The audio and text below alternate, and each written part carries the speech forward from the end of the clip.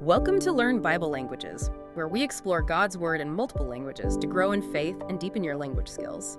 Today, we're diving into something really fascinating. It's a collection of daily wisdom from Scripture, specifically a set of Bible verses for the week of from September 7th all the way to September 13th, 2025.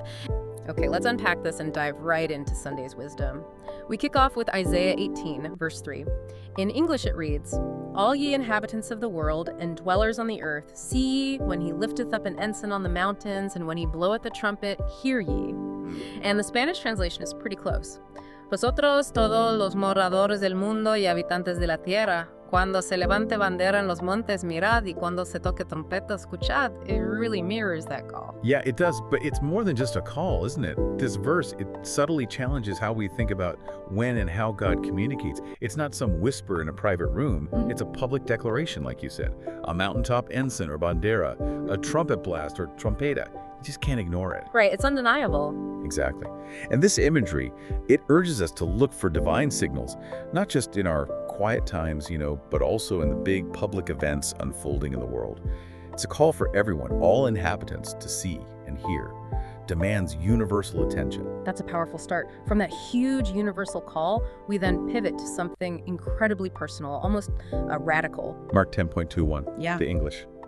Then Jesus, beholding him, loved him, and said unto him, One thing thou lackest. Go thy way, sell whatsoever thou hast, and give to the poor, and thou shalt have treasure in heaven. And come, take up the cross, and follow me. Oh. En Spanish. Entonces Jesús, mirándole, amó y le dijo, Una cosa te falta. Anda, vende todo lo que tienes y dale a los pobres, y tendrás tesoro en el cielo, y ven, sígueme tomando tu cruz. It hits just as hard. It really does. And what's so striking, I think, is that blend of intense challenge, but also profound love.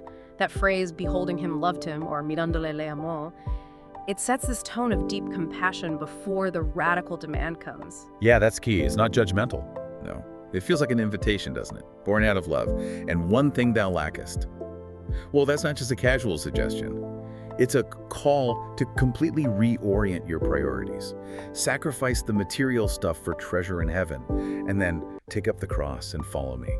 That's not just about hardship. It's about total commitment to a life defined by that love, redefining what truly has value. It really makes you stop and think, doesn't it? What are we really investing in? How does that kind of radical love and, frankly, demand challenge our modern ideas about value and commitment today? It asks us to look beyond the obvious. Definitely. Okay, moving into Monday, we start with 2 Thessalonians 3, verse 5, in English. "And the Lord direct your hearts into the love of God and into the patient waiting for Christ." It's a beautiful prayer, isn't it? Asking for divine guidance, right for the heart. And the Spanish translation, it brings in this really interesting nuance. Y el Señor encamine vuestros corazones al amor de Dios y a la paciencia de Cristo. Did you catch that? Paciencia de Cristo compared to the English, patient waiting for Christ. Oh, interesting. Yeah. Right. The Spanish could mean the patience that Christ himself exemplified, like learning from his steadfastness. Or it could mean the patience that comes from Christ, almost like a gift. And that small difference, well, it raises a big question. Is patience here something we actively cultivate, a human virtue? Or is it something divine we receive? It really deepens how we think about patience. That distinction totally reframes patience, doesn't it? Wow. Okay, our next verse for Monday, John 10.27, it kind of continues this theme of divine connection. English. "My sheep hear my voice, and I know them, and they follow me." Yeah, and this paints such an intimate picture, a reciprocal relationship, shepherd and sheep. It's a three-part connection, you see. Hearing his voice, being known by him, and then actively follow. It suggests there's a process, right? Learning to pick out that specific voice from all the noise of life. And that feeling of security, of being truly known by the shepherd, just naturally leads to following. It's not passive listening. It's an active, recognized relationship. You know, it makes me think of trying to hear a friend's voice across a really crowded, noisy room. Or maybe more relevant today, trying to sort out the important signals from all the digital static we get bombarded with. It takes focus, practice, a tuned ear to really hear what matters. That's a great analogy, absolutely. All right, on to Tuesday. Here we get into some contrasting ways of communicating. First up, 1 Corinthians 2, verse 1, English. "And I, brethren, when I came to you, came not with excellency of speech or of wisdom, declaring unto you the testimony of God." So Paul here makes a very deliberate choice, almost provocative, you could say. He explicitly says he prioritized the testimony of God over excellency of speech or of wisdom. Now, back then, rhetoric, fancy speaking, was highly valued. So Paul's approach here is basically saying the profound truth of his message, the content itself, is way more important than any kind of polished presentation. Substance over style. Exactly. It's a timeless lesson, really, about authenticity, about the power of the message itself. And that commitment to just plain truth provides such a stark contrast to our next verse for Tuesday, Genesis 27:18, the English. And he came unto his father and said, "My father." And he said, "Here am I, who art thou, my son?" In the Spanish. Entonces él vino a su padre y dijo, "Padre mío." Y él respondió, "Heme aquí, ¿quién eres, hijo mío?" It carries that same dramatic weight. Oh, absolutely. This scene between Jacob and Isaac, it's just dripping with dramatic tension and, well, deception.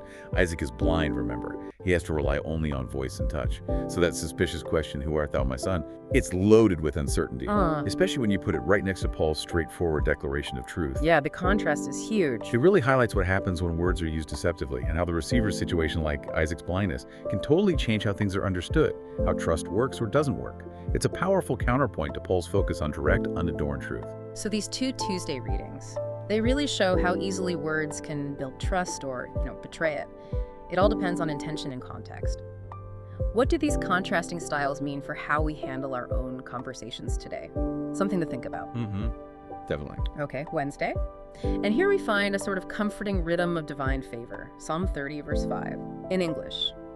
"For his anger endureth but a moment. In his favor is life. Weeping may endure for a night, but joy cometh in the morning."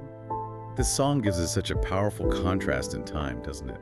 God's anger is fleeting, just a moment. But it's set against the enduring quality of his favor, and the Spanish really emphasizes this. Su favor dura toda la vida. It lasts a whole lifetime. Wow, toda la vida, that's strong. It is, and it paints this deeply hopeful rhythm. Sorrow, weeping, it's temporary, like a night. But joy is certain. It will arrive in the morning. It gives you this framework for resilience, when you're facing challenges, a promise of light after the darkness. That certainty of joy after sorrow, that's such a potent message, especially when things feel really tough. And building right on that, our next verse, Hebrews 10:36, it introduces a really crucial virtue. English. "For ye have need of patience, that after ye have done the will of God, ye might receive the promise." Yes. And if we connect this back to the psalm, to the bigger picture, this necessity of patience, or paciencia in Spanish, it's precisely what helps us get through that night of weeping we just talked about. But it's not passive waiting. It's active, steadfast perseverance. Patience is that enduring virtue that lets us keep diligently doing the will of God, even through hard times. Right. And crucially, it's what allows us to ultimately receive the promise and experience that joy that cometh in the morning. It's like the bridge connecting sorrow and lasting hope. Okay, let's unpack that a little. It really emphasizes the active role of patience in faith. It's not just sitting around hoping things improve. It's patiently continuing the work, right? Even when it's difficult. Exactly. It's an active endurance. Moving on to Thursday. Now we explore some profound insights into human character. We start with 2 Samuel 12, verse 1, English. "And the Lord sent Nathan unto David, and he came unto him and said unto him, There were two men in one city, the one rich and the other poor." Ah, Nathan and David.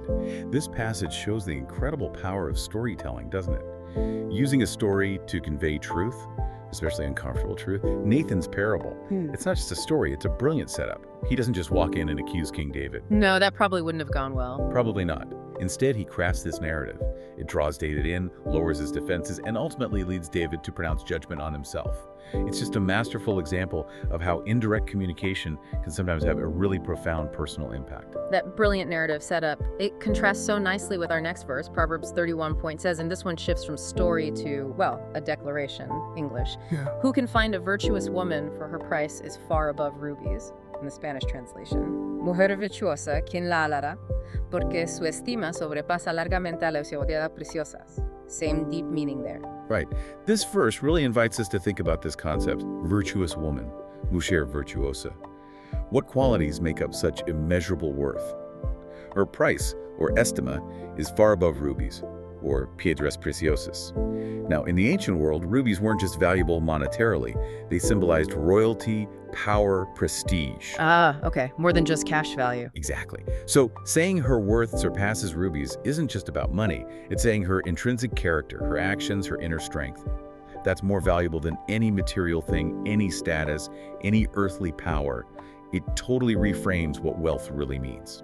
It's really powerful to reflect on how these two verses, seemingly so different, one a story, one a declaration, both get at these profound insights about human character and intrinsic value. They challenge us, Right. to look past the surface and figure out what truly matters in people and their actions. All right, Friday. Now we're focusing on generosity and perseverance. We begin with Genesis 13, verse 9. English. Is not the whole land before thee? Separate thyself, I pray thee, from me. If thou wilt take the left hand, then I will go to the right. Or if thou depart to the right hand, then I will go to the left. What's so striking here is Abram's generosity. It's remarkable, really, and his wisdom.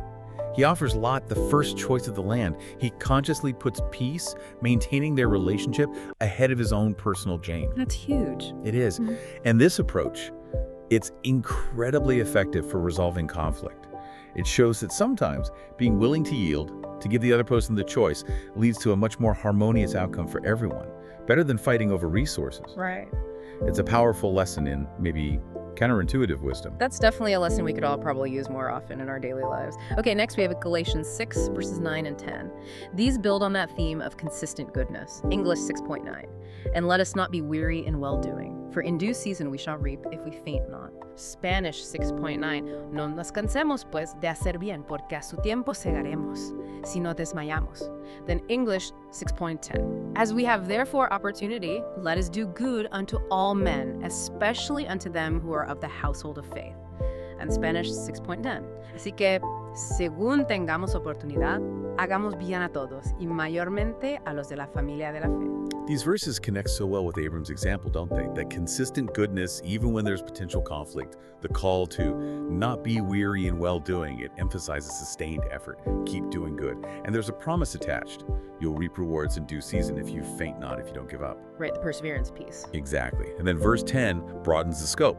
It highlights our active responsibility to seize every opportunity, según tengamos oportunidad to do good, universally unto all men, a todos. But then it adds that special emphasis, show kindness particularly to those within the household of faith, mayormente a los de la familia de la fe. It's a call for continuous intentional kindness. So, what does this all mean? When you put Abram's generous way of handling disagreement together with Paul's push for sustained kindness, how does that guide us day to day? It sounds like it's about being proactively and consistently good, generous, kind, no matter what's going on around us. I think that's a great takeaway. Okay, finally, Saturday. We wrap up the week focusing on endurance and active engagement. First, Hebrews 12, verse 3, English.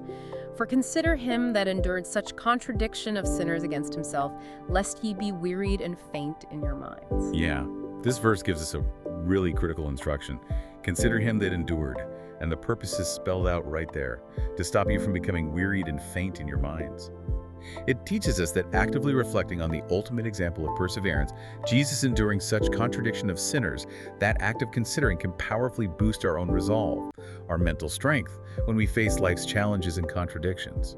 It's about drawing deep inner strength from the greatest example of steadfastness we have. And after considering that ultimate example, our next verse gives us the practical toolkit, maybe, for how we actually cultivate that resilience day to day. 1 Timothy 4:4, English. Till I come, give attendance to reading, to exhortation, to doctrine. The Spanish outlines the same active disciplines. Entre tanto que voy, ocúpate en la lectura, la exhortación y la enseñanza. Yeah, toolkit's a good way to put it. These aren't passive suggestions, they're concrete, active measures. Reading, exhortation, doctrine, or lectura, exhortation, enseñanza, and they seem specifically designed to prevent that weariness and fainting mentioned back in Hebrews. Ah, okay, so they work together. Exactly. They emphasize how important continuous spiritual nourishment and learning are. They're foundational for sustaining faith, building resilience, and really actively engaging with the truth. It's about proactive growth, not just passively waiting things out. That makes sense. It really highlights how these practical disciplines empower us. Not just to endure the hard stuff, but to actively grow through it, getting equipped for whatever comes next. Wow, What an incredible journey we've taken through this week's scriptures. Just so diverse, from those big universal calls to action and radical discipleship, to the rhythms of joy coming after sorrow, the power of a well-told story, and those essential virtues like perseverance and generosity. It really is a treasure trove of wisdom. It really is. And the profound value, I think, isn't just in the spiritual guidance, though that's obviously central. It's also in those rich linguistic and cultural insights you get when you compare the translations. It constantly challenges us, enriches our understanding, and shows just how deeply layered and relevant these ancient messages still are thousands of years later. Well, thank you so much for joining us on this deep dive into Daily Bread. It's truly been a privilege to explore these texts with you. And as you go about your week, maybe consider which of these verses really resonated most with you. Perhaps even ponder how its message might shift or deepen if you explored it in yet another language. You never know what hidden depths might still be waiting.